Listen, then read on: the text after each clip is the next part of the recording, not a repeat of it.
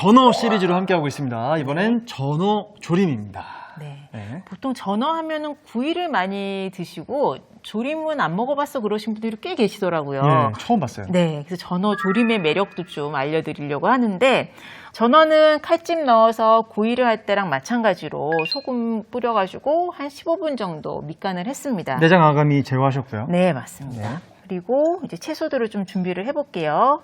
무는 껍질을 까서 준비를 할 거예요. 네. 껍질 부분은 썰어가지고 뭐 말려서 말랭이로 해서 불려가지고 뭐 무쳐 드셔도 되는데, 자, 이렇게 껍질을 조금 두툼하게 해서 이제 그렇게 해서 또 따로 드시면 되고요. 네. 무는 반달 썰기를 해서 한 1.5cm 두께로 해서 네. 3등분, 그러니까 6장 정도가 나오겠죠?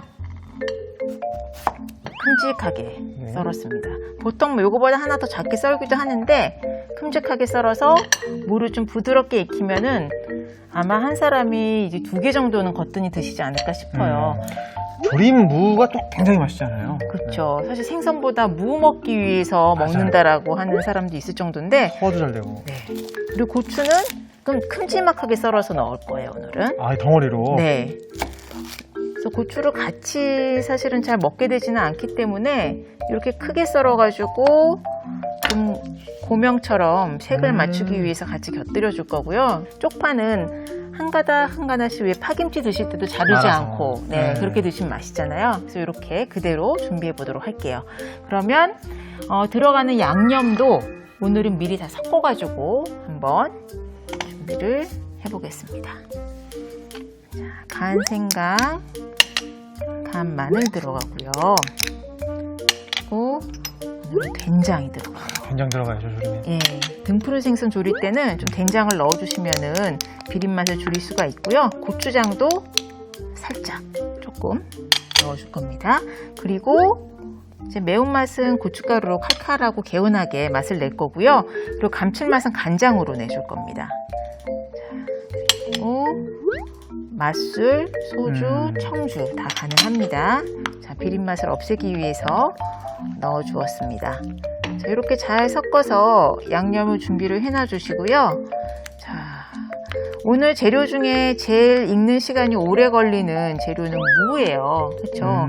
무랑 생선을 같이 넣고 조리게 되면 생선살은 부서지고 무는 안 익고, 그렇기 때문에 냄비에 먼저 무를 깔아줄게요. 네. 무를 먼저 익히기 때문에 밑에 깔아주는 것도 있지만, 냄비 밑에 무가 깔리게 되면 생선 껍질이 바닥에 달라붙지 않기 때문에 어떻게 보면 좀 코팅을 해주는 역할을 하는 거거든요. 그래서 무를 깔기도 하고 뭐 연근이나 우엉 같은 거를 깔기도 하고요.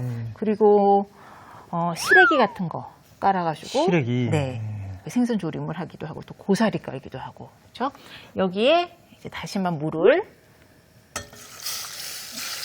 무 먼저. 네, 끓일게요. 이렇게 이제 물을 넣고요. 조금 끓었을 때 양념을 좀 넣을게요. 네. 한 3분 정도 있으면 끓거든요. 네. 그래서 팔팔 끓으면 양념을 넣고 무가 익을 때까지 한 10분 정도 끓여주시면 되고요. 만약에 가을 제철, 지금처럼 가을 제철 무는 쉽게 부드럽게 익어요. 근데 섬유질이 많은 여름무라든지 좀 쓴맛이 있는 무들 있잖아요. 그렇게 되면은 또 보관한 지 좀 오래된 무, 네. 그런 경우에는 익히는 시간이 훨씬 길어져요. 그래서 그 시간을 감안하시고 꼬치로 찔러가지고 확인을 해보셔야 돼요. 자, 볼게요. 오, 끓는다, 끓기 끓는다. 시작을 했네요. 그러면 테두리가 이렇게 투명해지기 시작을 했거든요. 네. 그럼 요때 자, 양념을 넣고 끓이겠습니다. 저는 양념을 생선이랑 같이 넣는 줄 알았는데 요 타이밍에 중간 네. 타이밍에 넣으시네요. 네, 요 타이밍에 넣어서 무에도 좀 간이 스며들 수 있게. 색감도 좀 띄고. 네. 이때부터는 뭐 시간을 잰다기보다는 무가 전체적으로 투명해져서 젓가락으로 찔렀을 때 쑥 들어갈 정도, 익을 때까지 익혀주시면 될 것 같아요. 뚜껑 닫고요. 네, 뚜껑 닫고 익혀주세요. 익혀보겠습니다. 자, 지금 물을 계속 끓이고 있는데 한 몇 분 정도 푹 끓인 거죠? 지금 한 12분 정도 끓였어요. 네. 10분 넘게 푹 끓였습니다. 자, 이야. 여기 한번 확인을 해보겠습니다. 이 상태로 맛있을 것 같은데.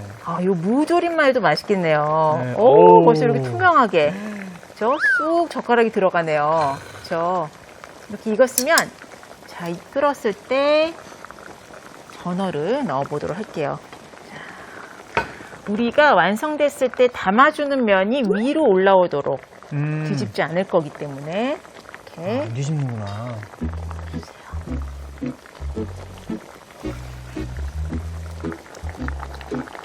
그리고요. 보통 보면은 조림은 국물이 국처럼 많지 않기 때문에 위에 이렇게 중간중간 끼얹어 주긴 해야 되거든요. 끼얹어 줘야 되는데 계속 지키면서 끼얹어 줄 수가 없잖아요. 네. 그렇죠? 그럴 때 조림을 할 때 조림액이 대류를 하면서 위에 끼얹어 주게끔 자동으로 만들어주는 이 뚜껑을 위에다가 덮어볼게요. 가운데 구멍은 왜 뚫는 거죠? 구멍이 없으면은요 들썩들썩 거려가지고요 착 달라붙질 않아요. 이렇게 되면 저절로 어떻게 보면은 생선 살도 스팀처럼 열을 가두고 있어서 위에 부분까지 잘 익게 할 수도 있고요. 생선이 다 익었으면 이 뚜껑을 종이호일 뚜껑을 건지신 다음에 쪽파는 정말 우리가 전골 요리에서 채소도 금방 넣었다 빼서 익혀 먹잖아요. 그렇게 익히듯이 쪽파 살짝 넣어서 숨만 죽으면 색이 살아있을 때 바로 꺼내서 담아내시면 됩니다. 네. 네. 이렇게 지금 뚜껑을 덮었기 때문에 위에까지 촉촉하게 이렇게 조림액이 대류를 하면서 잘 끼얹어졌죠. 네.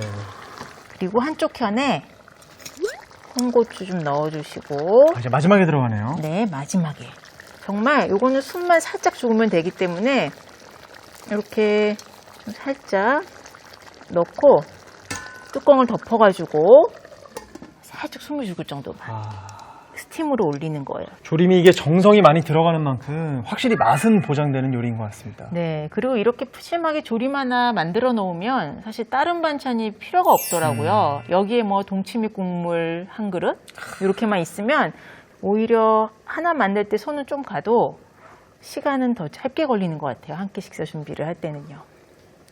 자, 한번 보겠습니다. 숨이 아주 파란 부분은 이미 이야. 숨이 죽었고요. 색깔도 파랗게 올라왔어요. 예, 이렇게 흰 부분도 가느다랗기 때문에 살짝 씹는 식감이 남아있을 정도까지만 김을 쎄서 익혀주시면 될 것 같아요. 네, 그러면 다 된 것 같습니다. 이제 완성 그릇에 담아보기만 하면 될 것 같네요. 네. 네. 오늘은 좀 깊이감이 있는 그릇을 사용을 할 거고요. 자, 이렇게 뭐 전어가 주인공이긴 하지만 사실 가을 무도 빼놓을 수가 없죠. 그럼요. 무가 아주 전 예전에 어릴 때는 고등어를 못 먹어서 무만 네. 그렇게 먹었습니다. 그렇죠. 고등어 조림 먹다 보면은 나중에는 서로 무 먹으려고 이 무에다가 밥 쓱쓱 말아가지고 먹으면 제가 좀 으깨가지고 그렇죠. 그리고 여름에는 가을에는 무가 맛있으니까 무를 듬뿍 넣고 조리시고요. 여름에는 또 하지 감자가 맛있잖아요.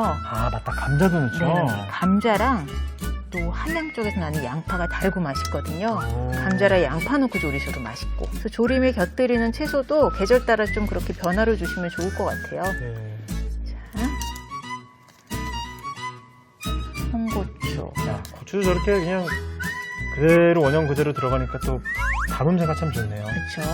또 색감이 살아있게끔 너무 오래 끓이지 않으시면 가을 전어들이 춥다고 무를 덮고 있는 모양이에요. 자, 그리고 오늘의 또 하이라이트 쪽파. 쪽파 한 줄 한 줄 꺼내가지고 파김치 얹어서 먹듯이. 네, 국물이 진하고 정말 어떻게 보면은 생선만 드시면 반만 드신 것밖에 안 된다고 생각을 해요. 완성되었습니다. 자, 이렇게 전어 조림도 완성됐습니다. 전어 조림을 요약해 보겠습니다. 우선 무의 껍질을 제거한 뒤 도톰한 두께로 반달 썰어주세요. 홍고추와 풋고추는 꼭지를 제거한 뒤 길게 반 갈라줍니다. 그런 다음 다진 생강, 다진 마늘, 된장, 고추장, 고춧가루, 진간장, 맛술을 섞어 양념을 만들어 주세요. 냄비 바닥에 물을 깐 뒤 다시마 물을 넣고 뚜껑을 닫아 한 소끔 끓여줍니다. 양념을 넣은 뒤 뚜껑을 닫고 10분 더 끓여주세요. 냄비에 전어를 넣은 뒤 남은 양념을 끼얹고 종이 포일로 덮은 다음 뚜껑 덮고 10분 정도 졸여줍니다. 종이 포일을 걷어낸 뒤 홍고추와 풋고추, 쪽파를 넣고 뚜껑을 덮어 살짝 익혀주세요. 마지막으로 그릇에 먹음직스럽게 담아주면 전어 조림이 완성됩니다.